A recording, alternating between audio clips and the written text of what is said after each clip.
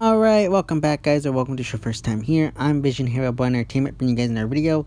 Today I'm giving you guys my review of the 100 Season 7 Episode 1, From the Ashes. Now if the 100 is something you're interested in, don't forget to hit the subscribe button down below and hit that bell icon.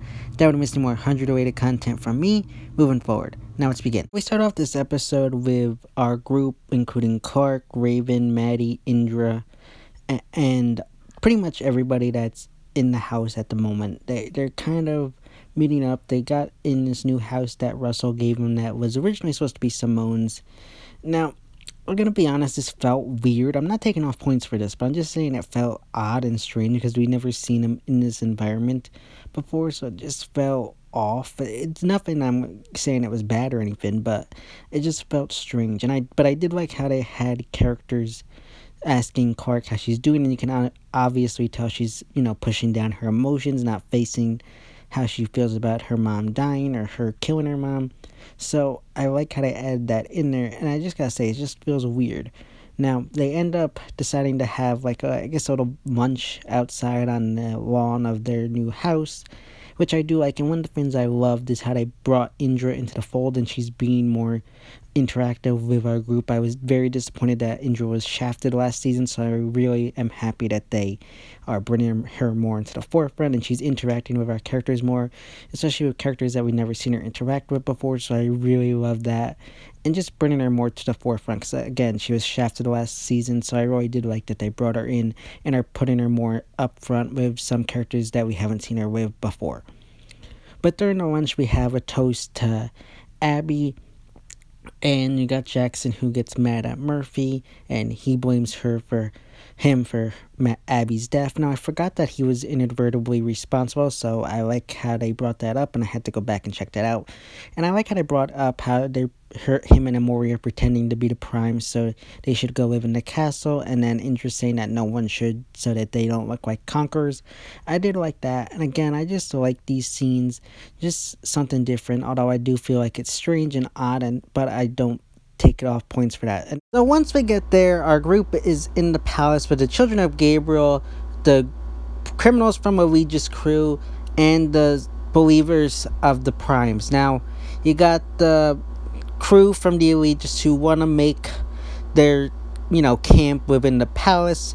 However, you got the believers who say that the place is sacred and no one should be there, or it should be reserved for the Primes. And you got the children of Gabriel who don't want anybody there. Now, this was a very interesting idea. I liked what they did here, and I love the new prisoners they introduced. Hotch and Nikki, they're very interesting characters, and I'm curious to see what they do with them in this season, because I really like them. They had a great first impression, and they seem like very interesting characters. Now, you got Clarke who comes in and agrees that the palace is off limits, and no one's allowed to live there, and we get into this little scuffle because you got them saying that the prisoners are going to help build their compound. Pretty much they're their slave labor, and the prisoners are kind of, not totally interested in that. They're worried about they're just being used for slave labor. So I'm very curious to see how that'll impact the overall story with our group. Now, while they're there, you got Clarke who goes to Jordan. Now, Jordan is kind of acting like the go-between between them and the believers, which is a very interesting thing to do. However, Jordan just is kind of annoying me right now. They offer him a place at their compound, however, he decides to stay at the tavern. And again, he's just kind of annoying. I don't know, there's something about his character that just annoys me. And Jordan tells him that the believers want to see Russell, which Clarke says no, but tells him to go check in on Russell and then tell him that he's being well cared for. So then you got Jordan who goes in to visit Russell. Now, Russell pretty much has come to the attempt that he's accepted his fate. He knows he's gonna die, and just kind of has hit his lowest point, and just kind of tells Jordan to leave him alone. Jordan gives him the mind drive of Priya, however, he destroys it, and at this point, he's just a lost man. And you got Jordan, who's trying to emphasize with him, tell him he knows what he's going through, having lost his parents, And I get what they're trying to do here, but again, these two characters, I like the scenes together, they just didn't feel like they totally fit. I don't know, they were okay, but at the same time, they didn't feel necessary. Now, meanwhile, you got Amori and Murphy at the tavern. They're just kind of studying up on Kaylee and Daniel. That way they can kind of better, learn how to, become them and just fool the people into believing that they're actually them, even though they're not. So I do like that. And you got Raven who shows up and agrees, tells them, you gotta, keep the facade up and, make the people believe that you're really the primes. But then you got Jordan who comes in and informs Trey of what, Russell told him. But you got Trey who gets annoyed and says, screw it, we're going to go break Russell out. So they go to break Russell out. And at that point, you got Raven who goes to get Clarke and Indra. And they go out and decide that it's time to move Russell from his prison cell to the palace. Even though they had originally said it's off limits, Indra decides that there's no more, trying to not face this. They have to move him to the palace, and they go to move him from the palace. And while they're trying to move him from the palace, or from his cell to the palace, you got the believers led by Trey blocking their way and not letting them pass. However, then you got Murphy and Amori who show up pretending to be Daniel and Kaylee, and they're able to get the crowd to calm down and let them pass. So I really like that, especially how they used Murphy and Amori here, having, done their research and then actually using it. That was very well done and smart. Then you got Clarke returning to her home. You have Maddie and Gaia talking, and I guess Gaia drew these pictures, and even though she's no longer connected to Flame, they're kind of reminiscent of old commanders, so it gets Gaia wondering kind of what's going on here since Maddie no longer has the flame. Is she still connected somehow due to the fact that she's drawing these pictures? So that was very curious and interesting there. But as Clarke returns home, you got Maddie who goes to her again and tries to check in on her, see if she's okay. And you got Clarke who just kind of brushes her off, saying she's fine, there's nothing going on. But you got Maddie who tells her that she knows what it's like to lose a mom, as she had to watch her mom die in her arms when Prime Fire happened. So I did like that, connecting these two characters together that way. I do question how Maddie how Maddie's mom died in her arms, seeing as she was an adult. However, that's kind of nitpicking. I'm not going to take points off there. But again, really enjoyed how they put those two scenes together. Maddie decides to go to bed, and you got Clarke and Indra and Gaia talking about what's going on. And you got Gaia who's saying she doesn't really know her place anymore, and she emphasizes it feels like she can connect with Clarke in that way, seeing as when her father died, she wasn't really allowed to have emotions. And you got this kind of back and forth between the three of them, and you can kind of see this tension growing with Indra and Gaia. So I'm curious to see if that'll go anywhere. Now they then got Clarke who goes and investigates, and it's found out that Trey and the believers are trying to get to Russell. And Clarke decides she's going to go in and talk to Russell. And she's able to get past the believers and go in to talk to Russell. Now she locks herself and Russell in the palace room. And the two of them have a discussion back and forth. And you got Russell who says that if he had killed Maddie, none of this he would have been able to get his revenge and everything. And Clarke just kind of brushes him off. She doesn't care. And then as they're talking, they get some back and forth over what had happened at the end of last season. And then you got, Russell who gives her, Abby's stuff that Simone had taken off once, she was turned into Simone. And it was very interesting because at that point you got Clarke who finally snaps and is able to face her emotions. And she pretty much starts beating up Russell, knocks him down, starts a fire. And she holds him at gunpoint and is about to kill him. However, at the last minute, she decides not to kill him and instead pistol whips him, knocking him unconscious. And the fire continues to spread, igniting the palace on fire. Now, as this happens, you got Russell who, again, is unconscious.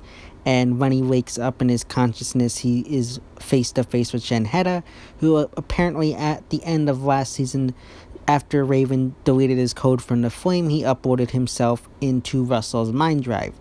Now, since Russell hasn't slept, he hasn't been able to face Shinheta, and so once he was knocked unconscious, Shinheta was able to take over and kill him in his consciousness, therefore killing Russell and taking over Russell's body, and therefore having a new host.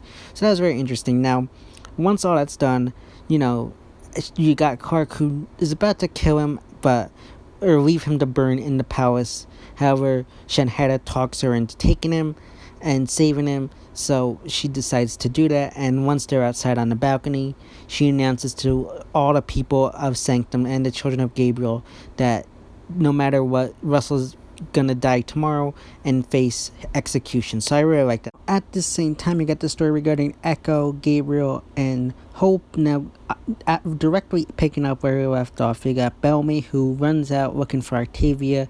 While he's out there, he gets shot back by this mysterious object thingy, and he is captured by this mysterious group of people.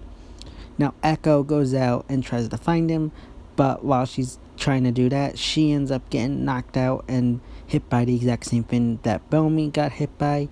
Meanwhile, you got Hope, who is being treated by Gabriel. However, she gets freaked out by him and she runs off into the woods. Now, once that happens, Gabriel runs out and meets up with Echo, and the two of them decide to go after Hope as she has run off into the woods to an unknown location. Now, as they're doing this, we eventually have them catch up with Hope after Hope's wandered around the woods for a bit. And you got Hope, who found a note, I guess, put in her, like that, I guess like some kind of arrow or something that was shot in her arm, and it has a note attached to it saying, "Trust Bellamy." So she eventually goes to Gabriel and Echo, and the three of them decide they're going to try to figure out what's going on and find Bellamy at the same time. So I did like this interesting storyline. I like the actress who plays Hope. She seems like a very good actress. And again, really good stuff. And I think they started off this story very interesting. So later that night, as they're running for the woods, trying to get more intel on these people that are kind of hunting or tracking them down, Echo decides to kind of test the theory that they're not actually trying to kill them, and not actually shooting at them. So she goes out into the middle of the woods as they're being shot at, and she confirms her theory that they're not actually being shot at. So they decide to set up a trap for the people hunting them and prepare to shoot them once they get close enough and have a good amount of range. However, once they set up that trap, I guess it's some kind of like sirens show up, and they show Echo and Hope visions of their past due to I guess Gabriel says there's some kind of like mutations or something in the air, or toxins in the air that caused the siren. I really like that. So you got Hope, who sees Octavia talking to her, and then you got Echo, who sees Rowan and the original Echo. Now, I really like this scene. It was really well done. I like how they brought Rowan back. Again, this was something I asked for, is callbacks or scenes or something that brought the old characters back. So we already got Rowan, which I really like how they did that. I hope we get more characters brought back. It doesn't have to be like this, just at least a cameo or something like that. I hope we get that. But Echo, due to seeing Rowan, ends up freezing up and she can't take the shot. So you got her paused, and Gabriel is trying to tell her to snap out of it. Eventually she does take the shot when she gets clear, and they go to investigate the person. They find some intel on them. However, while they're investigating the person, they hear the anomaly, and Gabriel says it's about to close permanently, so they rush off to go try to get into the anomaly or go track down Bellamy. And Echo's about to rush in, but Gabriel warns her that if they go off separately, they will be separated by months. So all three of them decide to enter the anomaly all at once. So I really like that, and I'm very curious to see what goes on here. I really did enjoy this episode. I thought it was a solid premiere. If I had to give it a rate, I'd give it a 7.5 out of 10. Really strong premiere. Yeah, guys, that's my review of the 100 Season 7 Episode 1, From the Ashes. As always, if you like this video, don't forget to give it a big thumbs up and share. Don't forget to hit the subscribe button down below and hit that bell icon. There to miss any more 100 related videos from me moving forward. And you go follow me on Instagram and Twitter, which are linked in the about section on my YouTube channel. As always, this has been Vision Hero Boy Entertainment, and I'll see you next time.